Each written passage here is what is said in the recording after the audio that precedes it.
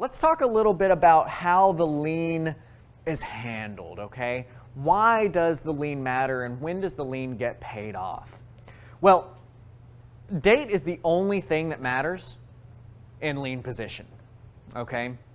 Lien position says that whoever recorded first is the one that gets paid off first. So let's look at an example here. Let's say that on January 12th, our seller takes out a mortgage to Bank of America, okay? And then February 7th, they get a mechanics lien put on their property from Joe the plumber. Comes out, does some work, our seller doesn't have the money to pay him, Joe the plumber puts a mechanics lien on it. After that, they wait another month, March 21st rolls around, and their values have skyrocketed, everything's looking good, they go out and they get a home equity line of credit, okay? That is an option that they have as well. So now they've got 3 liens on the property. January 12th, February 7th, March 21st. The only thing that defines who gets paid off first is this date. So if we've got this January 12th mortgage, and we've got a buyer, and our buyer decides to stop paying on that mortgage, what happens to those other 2 liens? Well, the foreclosure occurs on the mortgage for Bank of America, and then these other 2 liens that were out there get wiped out entirely. They're not going to be able to collect anything.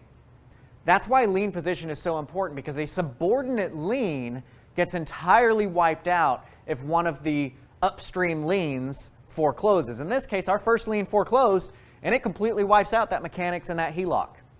These guys will never see that money. So this is why traditionally when you see a second mortgage or a second lien on a property, maybe Bank of America or Wells Fargo does a HELOC or something, the interest rate is going to be a little bit higher on those guys. And the reason why is because their risk is higher. Because if they are in second lien position and the person decides to stop paying on the first lien position, they understand they're not getting anything. They're completely gone, completely wiped out.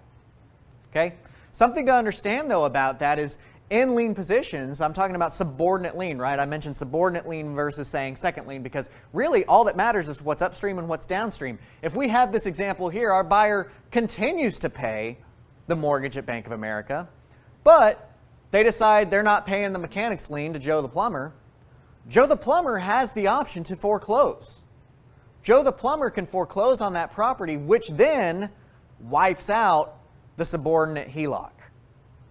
But the thing here is, now, even though Joe the plumber has foreclosed on this property, Joe the plumber has to satisfy that mortgage to Bank of America. Because Bank of America is in a whatever the opposite of subordinate is, primary is what I'm going to say, upstream lien position. So they need to satisfy that somehow. Now, sometimes you can do that just by continuing those payments. Sometimes they got to come up with all the cash to do that, right? So Joe the plumber could go to the foreclosure auction block. He could take over on that property's ownership. Let's say that he goes to foreclose on him. Nobody bids on it at the auction. He will become the owner of the property, just like in any other foreclosure scenario. However, there is still that debt to Bank of America, and that needs to be satisfied. So it's very important to understand lien position because our whole world revolves around lien position.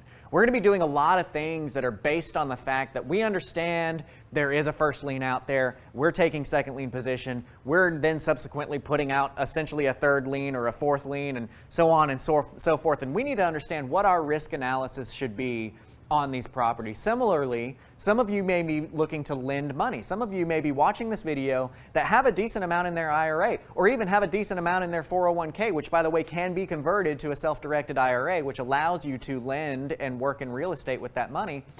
Those of you who might not have enough to purchase a full property, maybe you've got $30,000, $40,000, $50,000. That's not enough to really go out, buy a house, fix up the house. You can do it, but it's just a little bit harder to find those deals. But what it is enough to do is lend in a second lien position to somebody like myself doing subject to, doing wraparounds. You can be the person that provides the money to catch up the loan. You can be the person that provides the money to do the rehab.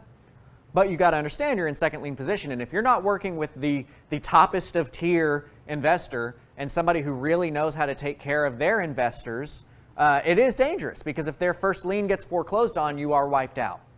But if you start seeking out people like myself or somebody else that you might know is really active in the business and has a good reputation for doing those things, that is one way that you can go about making money on your money. All right, so keep that in mind too, but you've got to understand how lien positions work so that you understand what you're getting into from the start.